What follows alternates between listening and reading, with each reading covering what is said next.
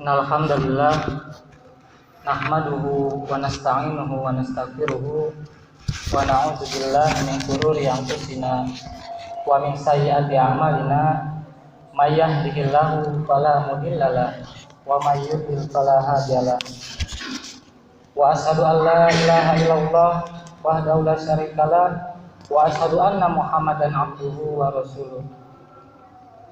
Ya ayyuhalladzina amanu taqullaha haqqa tuqatih wa la tamutunna illa wa antum muslimun. Ya ayyuhan nasu taqu rabbakumul ladzi khalaqakum min nafsin wahidah wa khalaqa minha zawjaha wa bassa minhuma rijalan katsiran wa nisaa'a wattaqullaha alladzi tasaaluna bihi wal arham innallaha kana 'alaikum raqiba. Ya ayyuhalladzina amanu taqullaha wa qulu qawlan sadida yuslih lakum a'malakum wa yaghfir lakum dzunubakum wa may yuti'illaha wa rasulahu faqad faza fawzan 'azima. Amma ba'du fa inna khairal hadisi kitabullah azza wa jalla wa khairal hadi hadi Muhammad sallallahu alaihi wasallam wa syarrul umuri muhdatsatuha wa kullu muhdatsatin bid'ah wa kullu bid'atin dolalah wa kullu dolalatin finnar. Ma'asyiral muslimin, jamaah salat Jumat rahimani wa rahimakumullah. Di awal khutbah tadi, khatib selalu membuka dengan khutbah hajah, di mana ada 4 ayat dalam 3 surat di khutbah hajah yang intinya mengajak orang-orang yang beriman dan manusia untuk bertakwa kepada Allah Subhanahu wa taala. Yang pertama surat Ali Imran ayat 102. Yang intinya mengajak orang beriman untuk bertakwa dengan sebenar-benarnya takwa, dan janganlah kita mati dalam keadaan selain muslim ya. Kemudian ayat yang kedua yaitu An-Nisa ayat 1,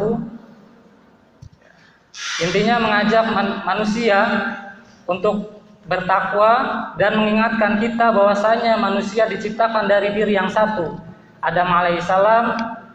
Kemudian Allah menciptakan pasangannya sehingga manusia bisa beregenerasi, bersuku-suku dan berbangsa-bangsa, sehingga kita bisa saling kenal mengenal.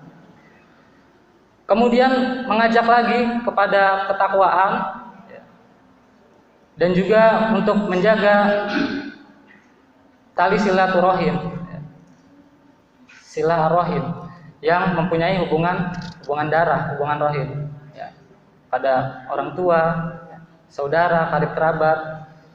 Kemudian ayat yang ketiga Al-Ahzab surat ke-33 ayat 70 di mana kita mengajak orang-orang beriman untuk bertakwa dan berkata yang benar, berkata jujur, tidak bengkok, tidak membuat perkataan yang menyesatkan manusia.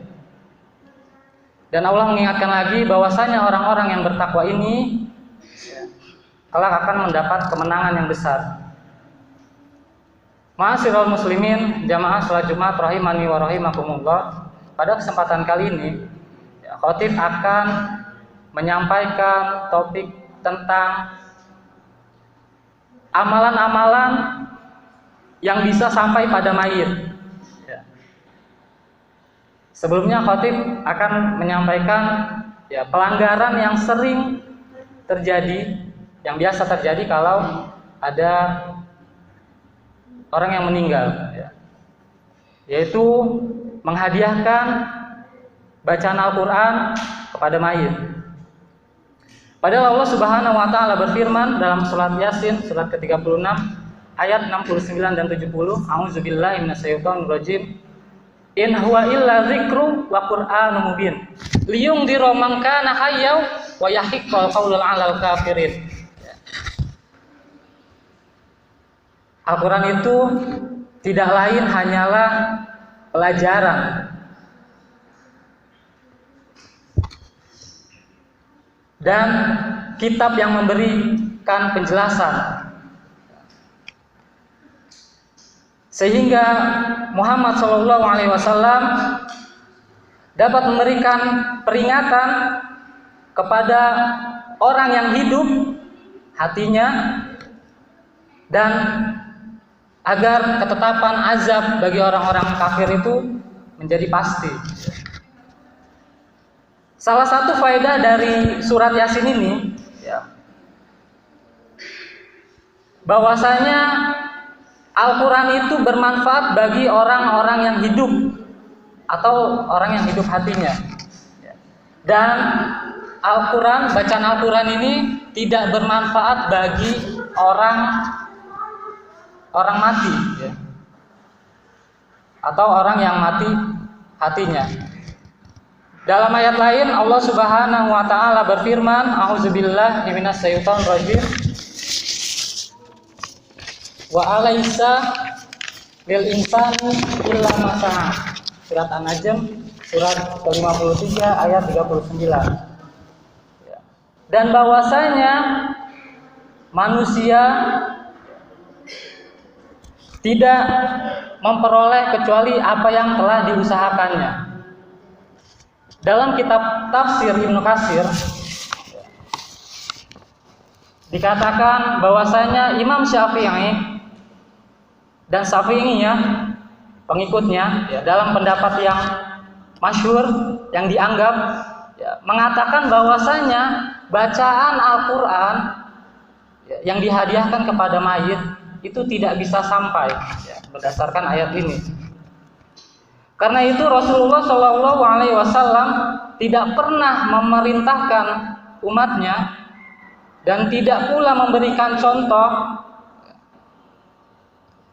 tidak pula memberikan petunjuk, tidak ada dalil dari nas yang sahih ataupun makna yang terkait dengannya.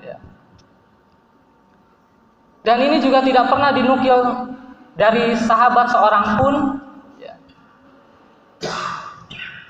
Laukana khairan la sabaquna ilaih. Kalau saja hal itu baik, tentu para sahabat sudah melakukannya terlebih dahulu Ketika Abu Bakar meninggal, Umar, Utsman radhiyallahu anhum ajmain, tidak pernah ada salah satu sahabat pun yang mengirimkan bacaan Al-Quran kepada mereka. Tentunya kita juga kalau saja itu baik, tentu kita sudah berlomba-lomba untuk melakukannya. Adapun amalan-amalan yang bisa sampai pada mayit, nanti ini kita akan sebutkan banyak sekali banyak sekali. Bahkan hadis sahih yang berkenaan dengan ayat tadi, surat An-Najm ayat 39, bahwasanya dari Abu Hurairah radhiyallahu anhu Rasulullah sallallahu alaihi wasallam bersabda, "Idza matal insanu qata'a anhu amaluhu illa min salasa."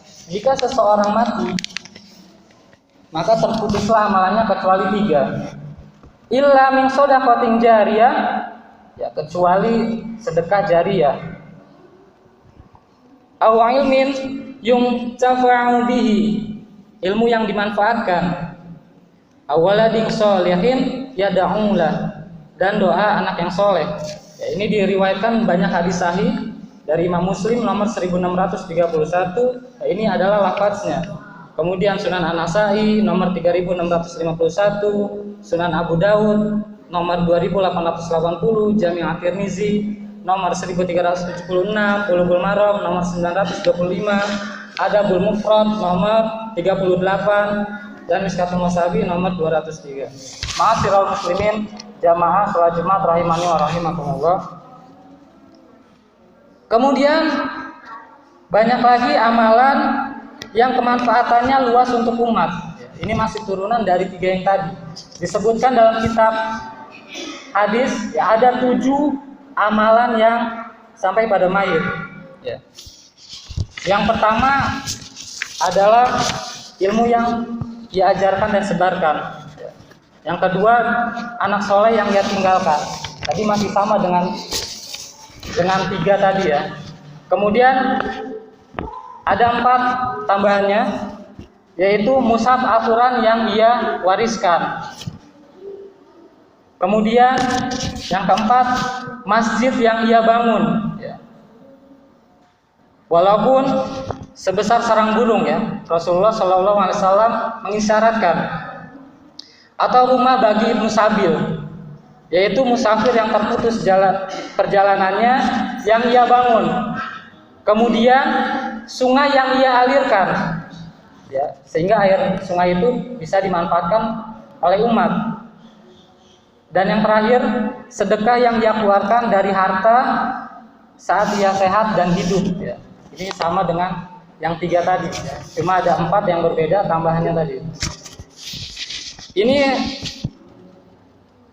bisa dicek di Miskatul Masabi hadis nomor 254. Syekh Al-Albani rahimahullah mengatakan hadis ini hasan. Kemudian di riwayat yang lain, Imam Al-Bazzar dan Abu Nuaim, ini juga derajatnya hasan. Sama mengatakan 7 amalan yang bisa sampai kepada mayit. Cuma kalau dibandingkan di sini ada 2 amalan yang berbeda dari 7 yang disebutkan sebelumnya, yaitu orang yang menggalikan sumur, ya, sehingga orang-orang dapat mengambil manfaat dari airnya. Ya, ini amalan ini bisa sampai pada mayit, ya, kalau dia sudah meninggal dunia. Kemudian menanam pohon kurma atau pohon lain yang berbuah, ya, yang bermanfaat. Ya, dari sini sudah 9 ya yang kita ketahui. Kemudian ma'asyiral muslimin jamaah salat Jumat rahimani wa rahimakumullah. Amalan lain.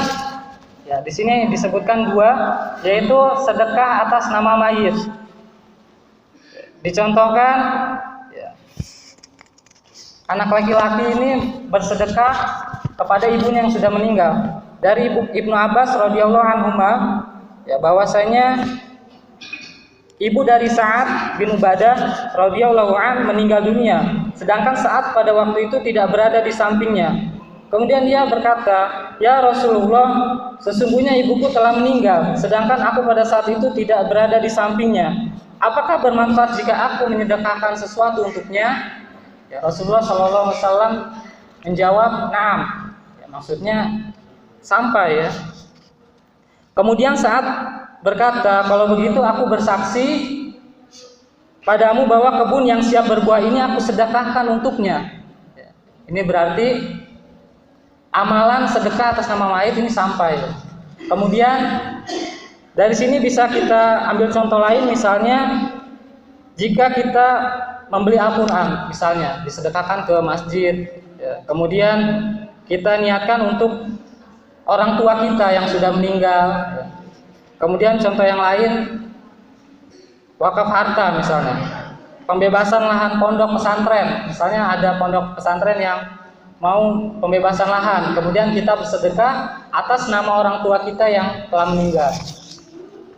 Kemudian contoh yang lain yang banyak disebutkan dalam kitab hadis yang sahih, yaitu nazar ataupun hutang kepada Allah Subhanahu wa taala. Dicontohkan, ya, di sini ada nazar seorang ibu, ya, kemudian meninggal, kemudian anak laki-lakinya yang melunaskan hutang ibunya tersebut. Ya. Dari Ibnu Abbas radhiyallahu anhu, Sa'ad bin Ubadah pernah meminta nasihat pada Rasulullah. Dia mengatakan, "Inna ummi matat wa 'alaiha nazrun." Sesungguhnya ibuku telah meninggal dunia, namun dia memiliki nazar. Kemudian Nabi Shallallahu Alaihi Wasallam lantas mengatakan, "Iqdihi anha," maka tunaikanlah nazarnya. Ya. Diriwayatkan banyak hadis sahih, Bukhari dan Muslim, Nasa'i, Abu Dawud, ya, dan di kitab Muwatta Malik. Kemudian tentang nazar. Dari Aisyah radhiyallahu anha, Nabi sallallahu alaihi wasallam mengatakan, "Man mata wa alaihi siyamun soma anhu waliyuhu." Barang siapa yang mati dalam keadaan masih memiliki kewajiban puasa, maka ahli warisnya yang nanti akan mempuasakannya. Waliyuhu di sini maknanya adalah anaknya, ya.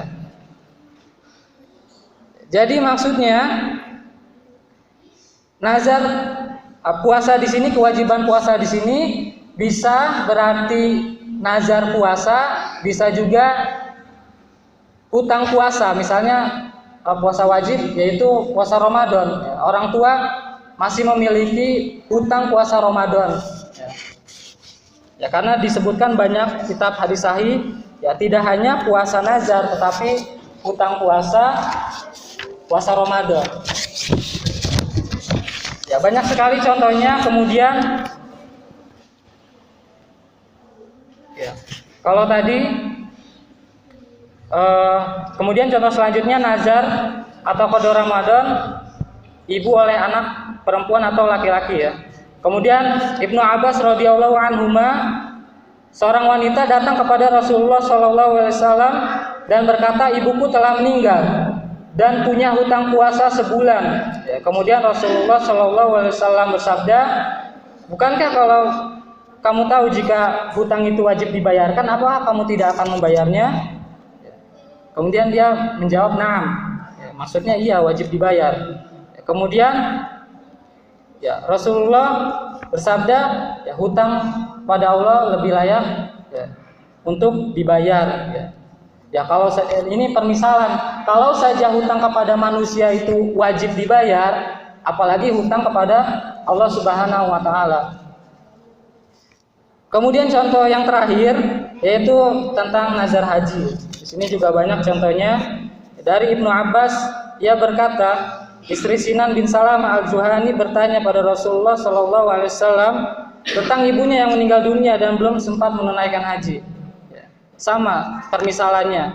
Rasulullah mengatakan, seandainya ibumu punya hutang, lalu ia lunasi hutang tersebut, bukankah itu bermanfaat baginya? Maka silakan ia hajikan ibunya. Jawab Nabi Shallallahu Alaihi Wasallam dalam kitab Sunan An-Nasai nomor 2633. Kalau tadi ibunya yang bernazar haji, sekarang ayahnya, boleh dibayarkan oleh anaknya, mau itu laki-laki atau perempuan. Dari Ibnu Abbas bahwasanya seorang wanita pernah bertanya pada Nabi Shallallahu Alaihi Wasallam mengenai ayahnya yang meninggal dunia dan belum berhaji. Maka beliau bersabda, hajikanlah ayahmu. Dalam kitab Sunan An-Nasai nomor 2634. Sedangkan di nomor 2639, ya, nazar hajinya dibayarkan oleh anaknya yang laki-laki. Aku qauli hadza, saya sudah mengatakan perkataan saya itu. Wa astaghfirullah li wa lakum, dan saya beristighfar pada Allah dan mengajak jamaah sekalian beristighfar. Fastaghfiruhu innahu wal ghafurur rahim.